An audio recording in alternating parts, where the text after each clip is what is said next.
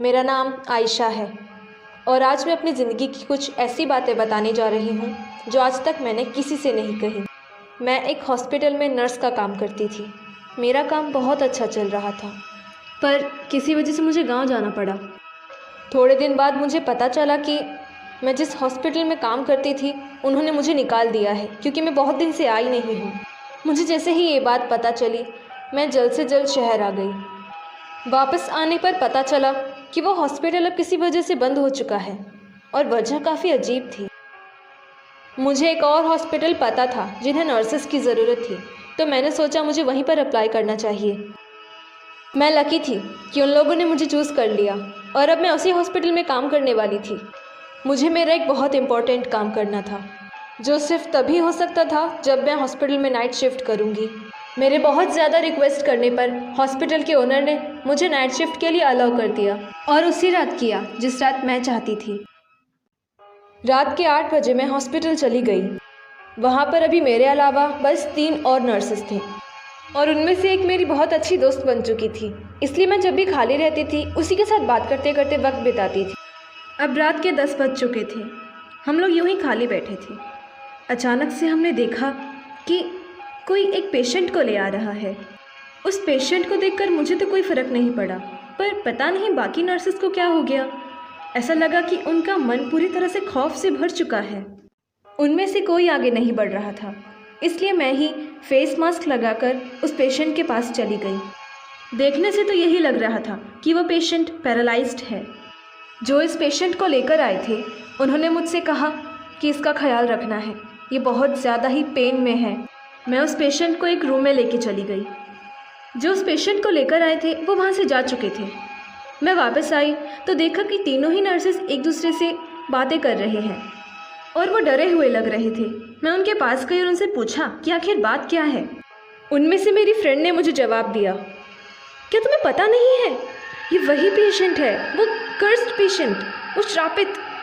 ये जहाँ पर भी जाती है अपने साथ आत्माएं लेकर आती है।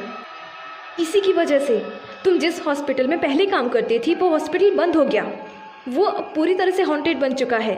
दूसरे नर्स ने भी कहा, सही कह रही हो तुम, अब तो लगता है कि अगली बारी इसी हॉस्पिटल की है। मुझे तो अभी के अभी यहाँ से निकलना है। ये सब कहकर वो नर्स वहाँ से चली गई। मैं और मेरी फ्रेंड अब हॉस्पिटल में चक्कर लगाने लगे, ये देखने के लिए कि सारे के सारे पेशेंट ठीक है या नहीं। तभी हमें अचानक से किसी के चिल्लाने की आवाज़ आई। ओ माय गॉड, ये कौन चिल्लाया? मेरी फ्रेंड भागते भागते वहाँ पे गई जहाँ से आवाज़ आ रही थी। उसने देखा कि वो दूसरी नर्स सीढ़ियों के नीचे गिरी हुई है और दर्द के मारे चिल्ला रही है। उसके सर से काफ़ी खून बह रहा था। मैं भी वहाँ पर पहुँची तो ये देखकर डर गई। मैंने उससे पूछा कि ये कैसे हुआ, तो उसने मुझे बताया कि उसे ऐसा लगा कि किसी ने उसे पीछे से धक्का दिया। पर जब वो नीचे गिर गई और अपनी नज़र मुश्किल से ऊपर की तरफ घुमाई तो वहाँ पर कोई नहीं था। फिर हमें दूसरे कमरे से एक पेशेंट की चिल्लाने की आवाज़ आई। हम सब वहाँ पर गए और देखा कि वो पेशेंट नीचे गिरा हुआ है और वहाँ का आईना टूटा हुआ है। हमने उस पेशेंट से पूछा तो उसने बताया कि उसे कुछ नहीं पता, आईना अपने आप ही टूट गया और वो पेशेंट हमें बुलाने के लिए उठा तो वो नीचे गिर पड़ा। मेरी फ्रेंड बहुत ज़्यादा ही डर चुकी थी इतने सारे डरावने हादसे देखकर।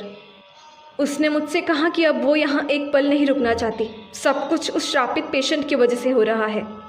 बाकी 2 नर्सेस ने भी यही बात कही और तीनों के तीनों वहाँ से भाग गए। मुझे अजीब लगा। मैंने मन ही मन सोचा कि कोई इंसान श्रापित कैसे हो सकता है, वो भी एक पेशेंट। मुझे उस पेशेंट से बात करनी होगी, मुझे उसके पास जाना होगा, उससे पूछना होगा कि आखिर बात क्या है। मैं बिना टाइम वेस्ट किए उस पेशेंट के रूम में चली गई। वो पेशेंट अभी भी वैसे ही बेड पर लेटी हुई थी, कोई हलचल नहीं।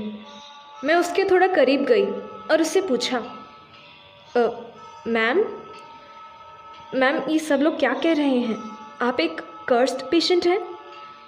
पर वो बेचारी कहाँ कुछ कह सकती थी, वो तो वैसे ही पड़ी हुई थी पैरालाइज्ड।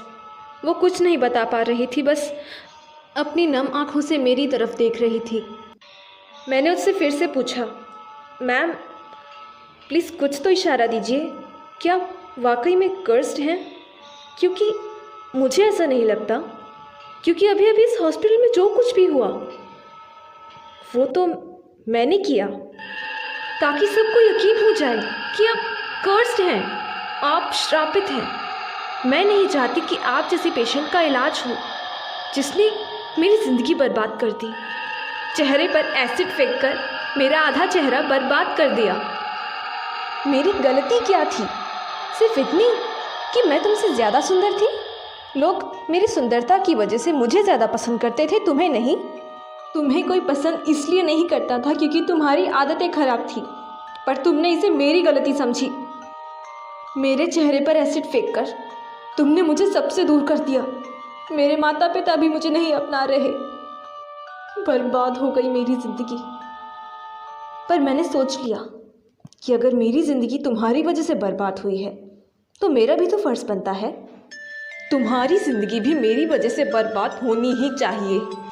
पता है तुम्हें, मैं ही कारण हूँ तुम्हारे इस पैरालाइज्ड बॉडी स्टेट का। मेरी ही वजह से आज तुम्हारी ये हालत है। ये मेरे प्लान का हिस्सा था, तुम्हें पैरालाइज करके तुम्हारा इलाज कहीं ना होने दूँ, ताकि तुम तड़पो जैसे मैं तड़पी। तुम्हारे पेरेंट्स तुम्हारा इलाज करवाना चाहते थे और इसलिए वो सबसे पहले उसी हॉस्पिटल में गए जहाँ मैं काम करती थी। बस फिर क्या था, मैंने पूरे हॉस्पिटल में बात फैला दी कि तुम एक कर्स्ड पेशेंट हो, और ये बात किसी न किसी तरह साबित भी कर दिखाई। उसके बाद तुम जहाँ जहाँ गई मैंने वहाँ वहाँ तुम्हारा पीछा किया। गांव तक भी चली गई और गांव से वापस शहर भी आ गई तुम्हारे लिए। मुझे पता चल गया था कि अब तुम वापस शहर आओगी, इसलिए तुम्हारे पीछे पीछे मैं वापस शहर भी आ गई और इसी हॉस्पिटल में आई जहाँ पर तुम एडमिट होने वाली थी। और अभी यहाँ जो कुछ भी हुआ सब मैंने किया। सब यहाँ से डर के भाग चुके हैं। मेरा रास्ता बिल्कुल खाली है। तुम्हारे लिए मैंने कई सारे हॉस्पिटल्स बंद करवा दिए हैं, पर अब ऐसा नहीं होगा। अब कोई हॉस्पिटल बंद नहीं होगा। जानती हो क्यों? क्योंकि इसके बाद तुम कहीं जा ही नहीं पाओगी। मैं तुम्हें आज ही ख़त्म कर दूंगी। तुमने जो मेरे साथ किया उसके सामने तो मौत बहुत छोटी सज़ा है, क्योंकि जब चेहरा खराब होता है, जब तुम दिखने लायक नहीं बचते, तब इंसान जीते जी मर जाता है। वो मौत होती है। जो कुछ भी तुमने किया उसकी सज़ा तो मिलेगी।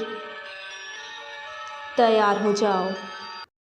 मार डाला, मैंने उसे मार डाला, ले लिया अपना बदला। और अब जब बदला पूरा हो चुका है तो अब मैं जीना नहीं चाहती।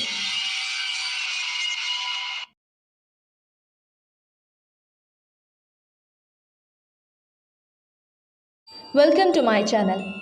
अगर आपको ये स्टोरी अच्छी लगी है तो प्लीज़ इस वीडियो को लाइक ज़रूर कीजिए, और अगर आप मेरे चैनल की दूसरी वीडियोस देखना चाहते हैं तो आपको लिंक्स डिस्क्रिप्शन में मिल जाएगी। वहाँ पर जाकर आप मेरे चैनल की दूसरी वीडियोस भी देख सकते हैं। जो लोग चैनल पे नए हैं उनसे ह्यूज रिक्वेस्ट है कि प्लीज़ मेरे चैनल को सब्सक्राइब कीजिए। मुझे अपने चैनल को ग्रो करने के लिए आप सबके सपोर्ट की ज़रूरत है। ऐसे ही हर हफ्ते आपको मिलती रहेगी सस्पेंस भरी स्टोरीज। सो न्यू वीडियो आने तक स्टे ट्यून्ड।